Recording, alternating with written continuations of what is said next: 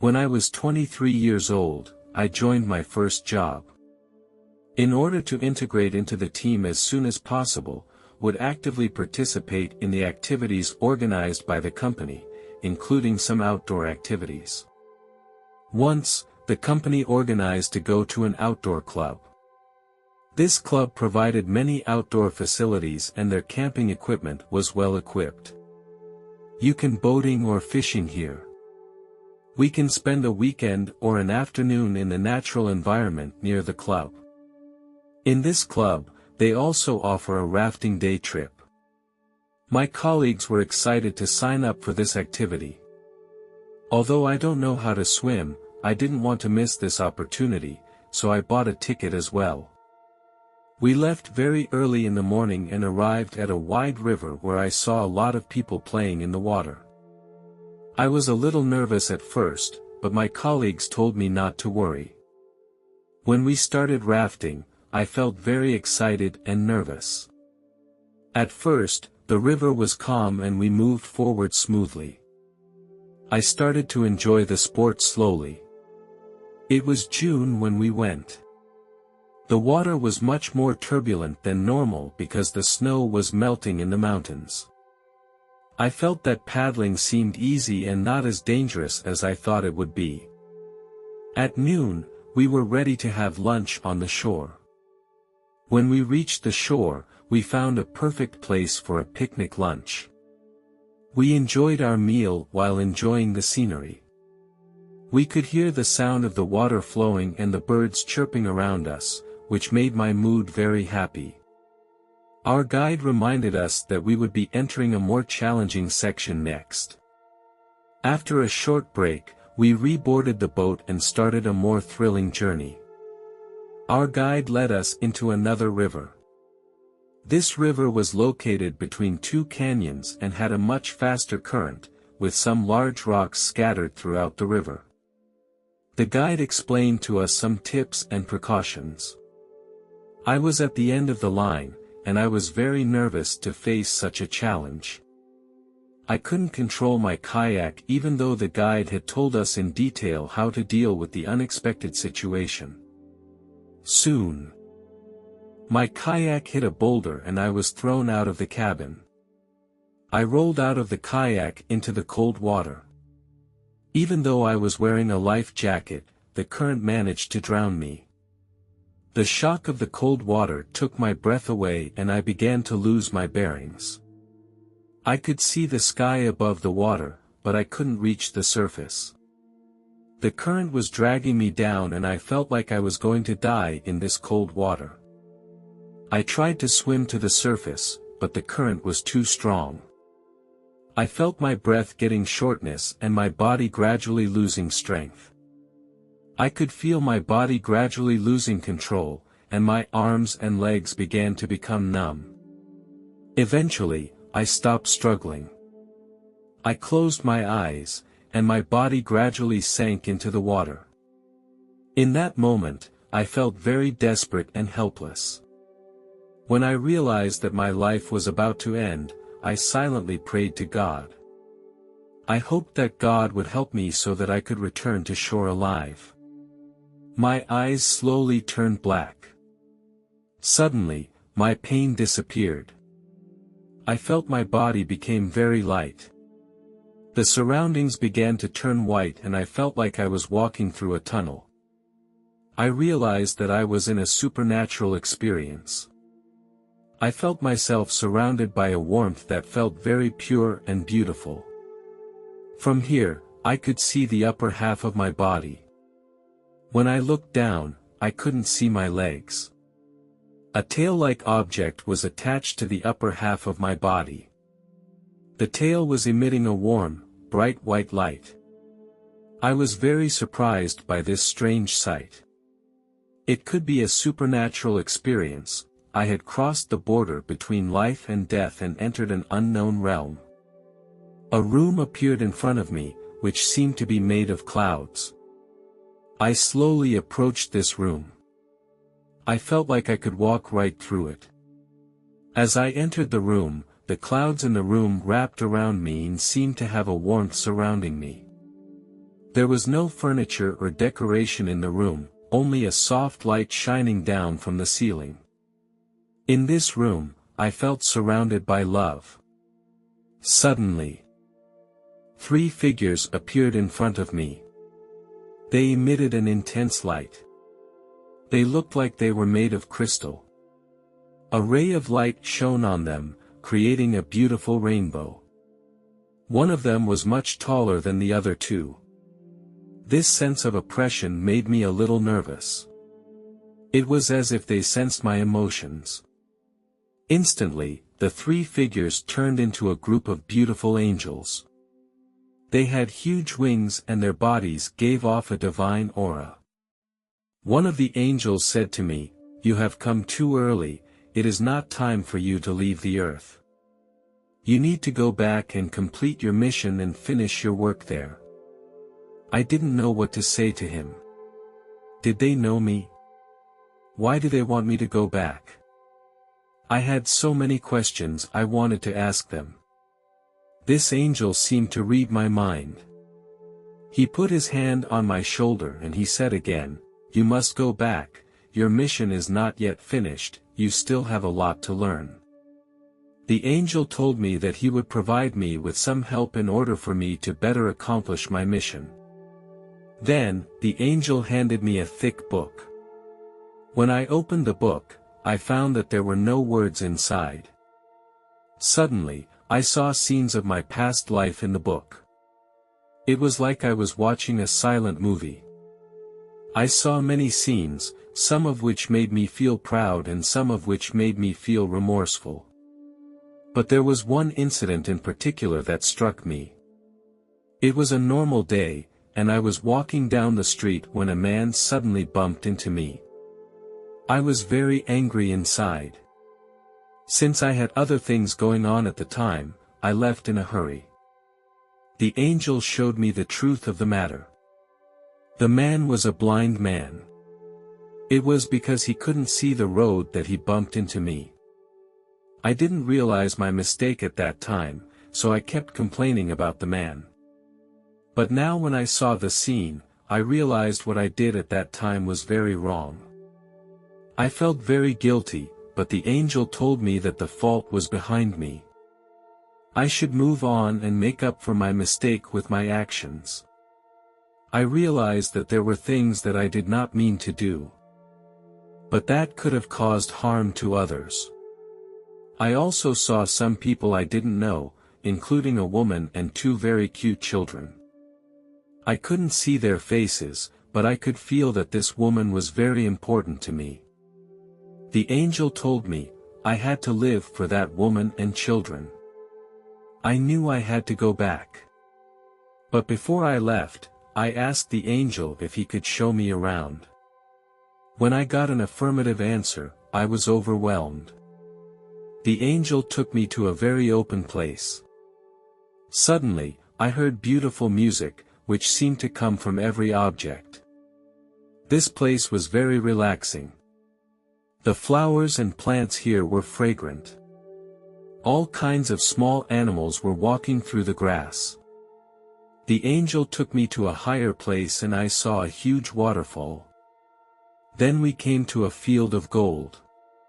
At the end of the field there was a huge tree. The leaves on the tree were golden yellow. The breeze blew, and the leaves fell from the branches of the tree. Then, the leaves turned into birds of various colors. Next to this tree was a clear lake. When I got close to the lake, I noticed a special sheen on the surface of the water. It was as if the lake was dotted with countless diamonds. I bent down and reached out to touch the surface of the water and felt its soft and warm touch. Suddenly, I saw some strange things swimming under the surface of the water. Their shapes and colors were very peculiar. Curious, I moved a little closer. As I moved, the creatures moved with me, as if they were interacting with me. When I wanted to come a little closer, the angel stopped me and said to me, "You cannot cross this barrier. It's time for you to go back, you have a lot of work to do." My emotions started to get a little lost. The angel said to me, "When the time comes, we will come and get you." The angel took me back to earth. Some kind of power suddenly came out of my body, which made me regain a lot of strength. I swam as hard as I could toward the nearest shore. My hand grabbed a big rock. Finally, I climbed to the shore without any problem. My body was trembling with pain. I felt my stomach was very uncomfortable. I bent down and spit out a lot of water from my mouth. Only when there was nothing in my stomach did I gradually stop. My body became very weak and I could only lie on the ground. After a while, I heard the voices of my colleagues. They lifted me up and assisted me to walk back. When I got back to the camp, my colleagues asked me if I needed to be taken to the hospital. I shook my hand. I said to my colleagues, "I just want to rest now." They looked very worried, and they brought me a glass of warm water. When I went through that near-death experience, my life was rekindled. I felt my heart was deeply touched. That sense of fear of being tightly surrounded by death made me re-examine my life. I thank the angels for guiding and rescuing me. Every breath I took made me feel the preciousness of life. In the conversation with the angel, I understood a lot of the true meaning of life. He helped me to realize my shortcomings and mistakes. I experienced such deep feelings that made me understand the true meaning of life. I learned to cherish every moment more, to live more seriously, and to appreciate the importance of love and compassion more. This near-death experience not only made me understand my mission, but also made me cherish every moment of my life more. Although 10 years have passed since this incident, it has had a tremendous impact on my life. I deeply understand the preciousness and difficulty of life, so I cherish the life I have now even more. I have met people who love me. We have twin sons, and they are the light of my life. They make me feel the value and mission of my existence.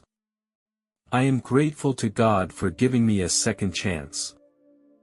This experience happened when I was 9 years old and I loved to play with my cousin when I was a kid. I would often go to the river near his house to play. It was a memory we both shared. Sometimes we would take some food with us to play by the river. It was a summer afternoon and the weather was very hot. My cousin and I decided to go to the river to play. While playing by the river, we met a stray dog. It didn't look aggressive. I thought it was just hungry and needed some food. When I tried to hand it a piece of bread, suddenly the dog lunged at me and I was very scared. I fell to the ground and then it pinned itself on top of me and kept biting me. In the process, I felt like a defenseless rag doll. I tried to struggle, but the dog's mouth was so strong that I couldn't get rid of it. I didn't understand why the dog attacked me so aggressively and I was very confused. Later I learned that the dog had rabies and that its owner had abandoned it. It started to tear my neck. I felt that the flesh on my neck was about to be bitten off by it. At this point, my cousin tried to pull the dog away from me, but his strength was too small. I watched as its teeth closed in on my face again and I felt like I was going to die here today. Suddenly, the dog stopped, and it seemed to sense something different. I saw it lift its head and look in a certain direction. I felt very confused and wondered what was going on. Then, I heard a voice telling me, "Kick it with your foot." I didn't know where the voice was coming from, but I knew I had to act now. I lifted my foot and kicked hard at the dog. I felt my body fill with power. I kicked the dog out of the air. It flew far in the air and then fell to the ground. I felt like I had just accomplished something supernatural. It seemed impossible to me that even a grown man could kick something that high. I didn't know where the sound came from, but I knew it was a miracle. I knew my life had been saved. When I stood up, I didn't feel very much pain. My cousin was ready to help me home, and we walked home along the path. As we were approaching home, I saw my family running toward me from a distance. I saw my dad with a shotgun in his hand and a look of panic on their faces. As they approached, I told them I was fine. My father took me to the hospital in town for a brief bandage. Then we went home. When I woke up the next morning, my throat felt very uncomfortable. My mother handed me a glass of water, but the moment I saw it, I felt an inexplicable fear. I didn't want to drink it, or even go near it. After a while, I was covered in sweat. My body began to jerk uncontrollably. My father saw that the situation was getting worse and was ready to take me to the hospital. I still remember the scene. I was lying in the back seat with my head on my mother's lap. My mind was in turmoil and I could feel the pain all over my body. My mom was holding my hand tightly and mouthing my name. I knew she was very scared. I struggled to stay awake during that long 30-minute drive because I knew it was my only hope. I kept telling myself that I couldn't die. I felt like my life was passing me by a little bit. When we arrived at the hospital, I was admitted to the emergency room. I was lying in a cold hospital bed and felt my whole body shaking. I could see doctors all around me going about their business. My vision was getting blurry. When I woke up again, I was out of my body. I was floating in the air, and I saw my other self lying in bed. All my pain was now gone. This surprised and disconcerted me. Suddenly, I realized that I might be dead. I began to worry about my mom and family. Suddenly, I appeared in the hallway of the hospital. I saw my mom sitting there and she kept crying. I wanted to comfort her and tell her that I was fine. But I found myself unable to make a sound.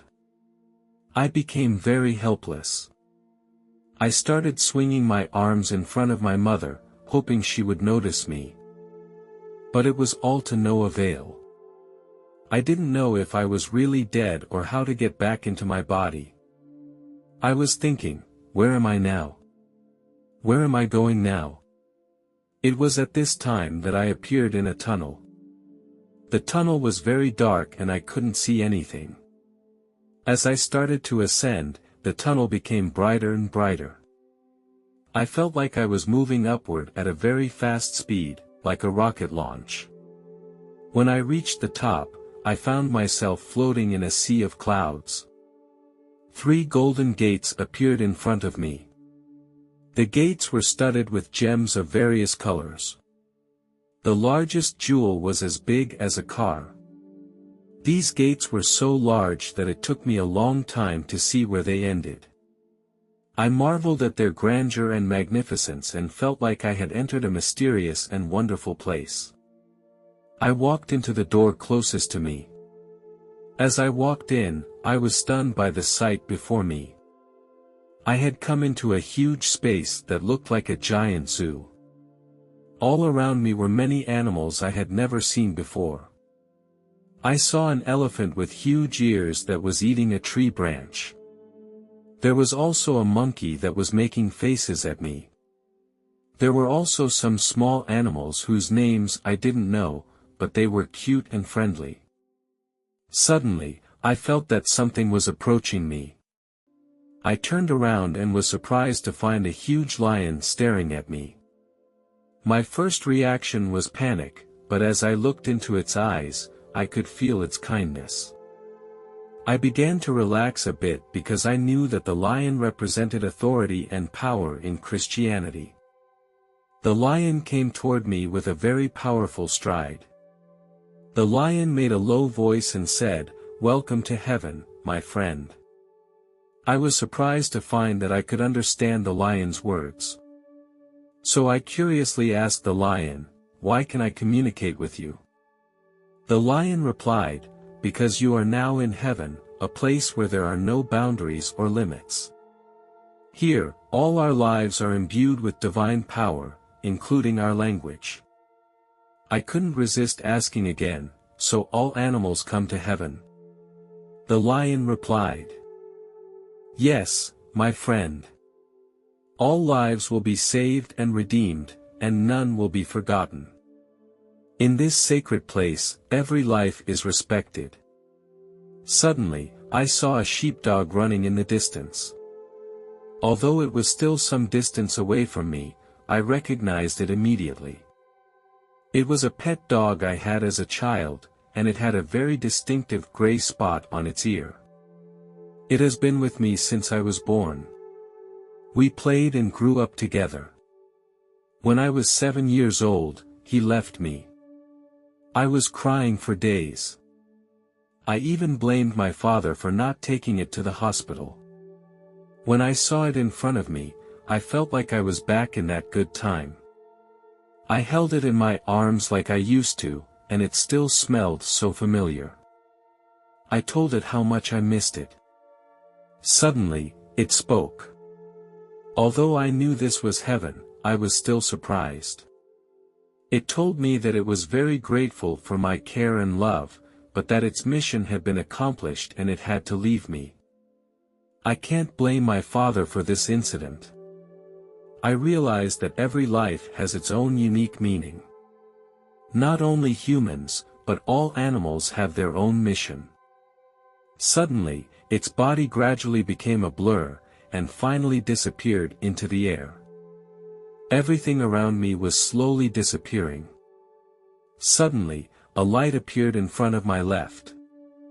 When that light appeared in front of my left, I felt a strong feeling of love.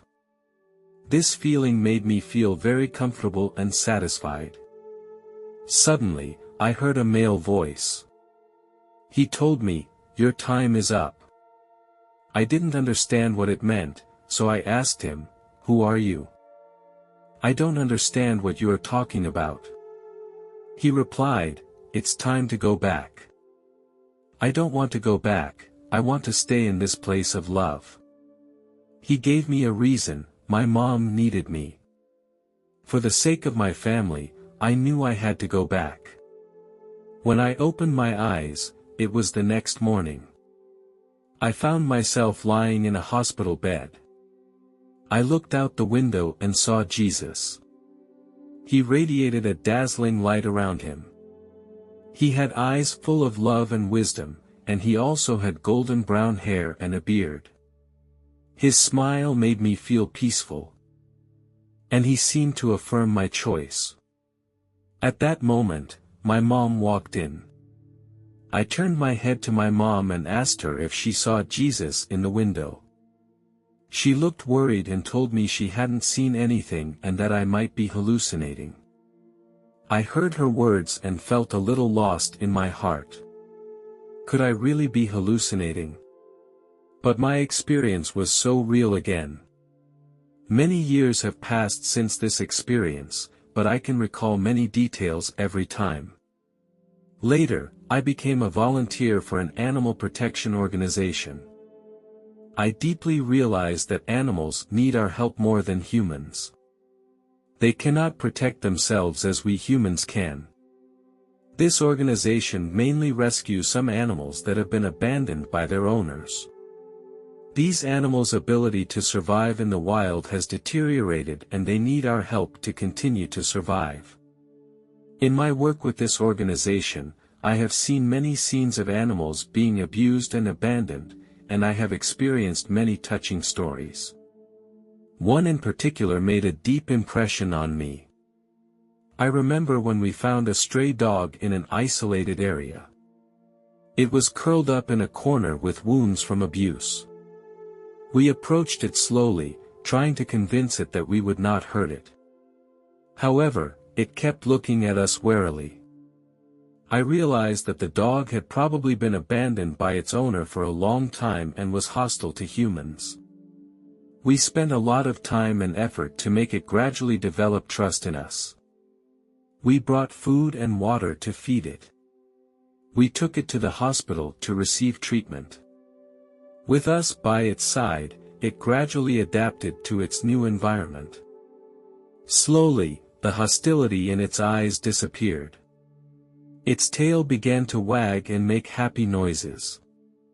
When the dog was fully recovered, we started to look for a suitable home for it. Eventually, a kind person took it in. It could finally live in peace and enjoy the warmth given by humans. Therefore, I would like to urge everyone not to hurt animals. We can choose to adopt pets and let them find a sense of belonging and security in our families. Let them get the right to live in this world as they deserve.